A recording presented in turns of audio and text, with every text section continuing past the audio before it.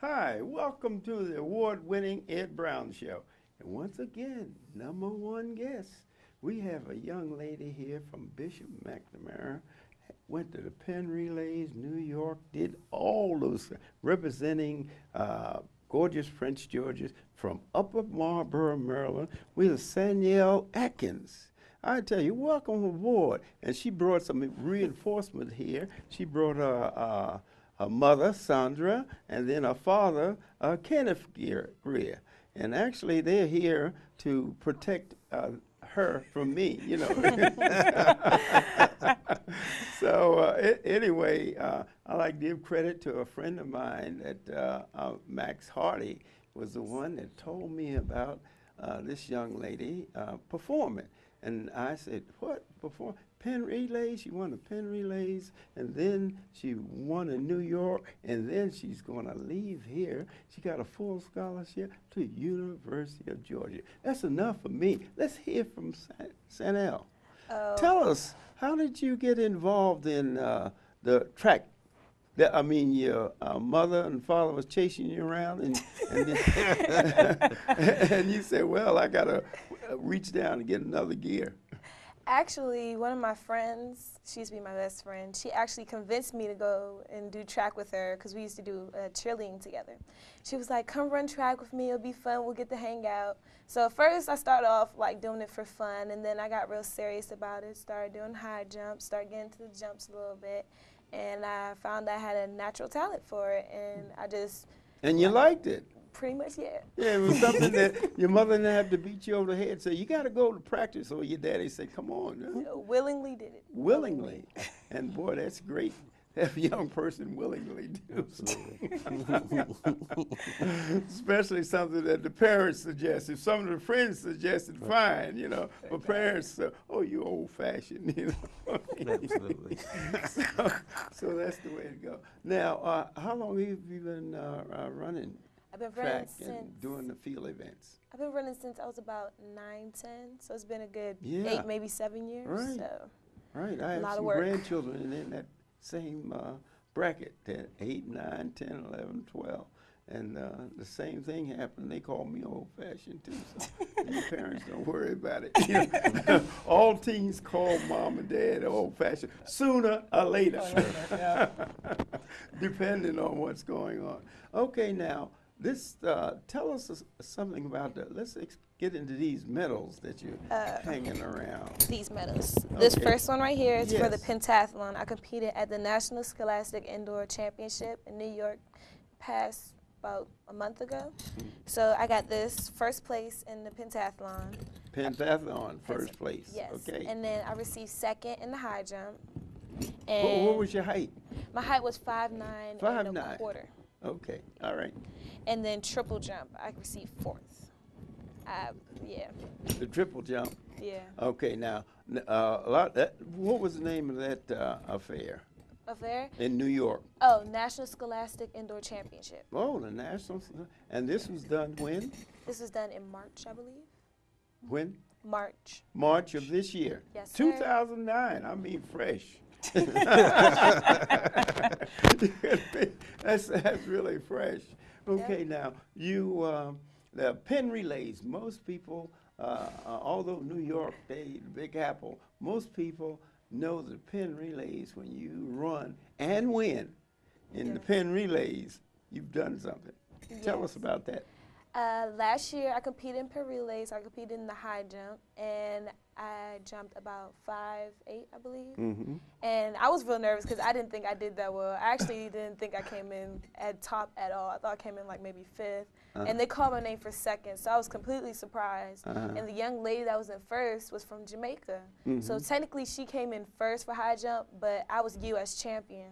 So I received this wonderful watch right here. So your title was U.S. champion. Yes. Okay. When you got a gold watch. Yes, I did. I love Oh, my watch. fantastic! I tell you, you had to watch moms, you know.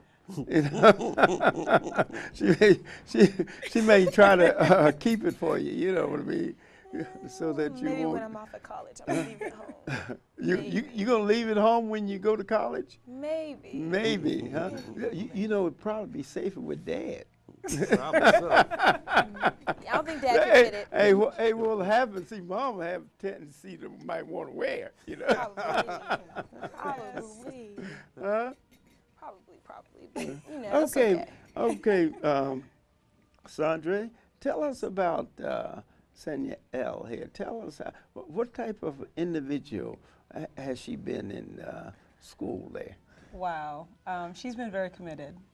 She's a wonderful young lady. You know, parents say their kids are wonderful, but, you know, I can really say she is. She's a wonderful young lady. When she first started track with a summer track program, AAU program, we really didn't think she was going to kind of hang in there. But, you know, she started liking it, really started enjoying it, and the coaches saw that she had a, you know, natural ability. So right, she does. Yeah, I can look at it and tell natural. Yeah. She's slim. Yeah, she's built for it, it seems. Yeah, right. I can't jump over anything of it and probably one foot to another, but she really had an ability for it, and she really committed herself to it. If there was a word really, and I keep saying committed, if there was a word or one or two words I'd say that would describe her about track and field, I'd say committed and passionate.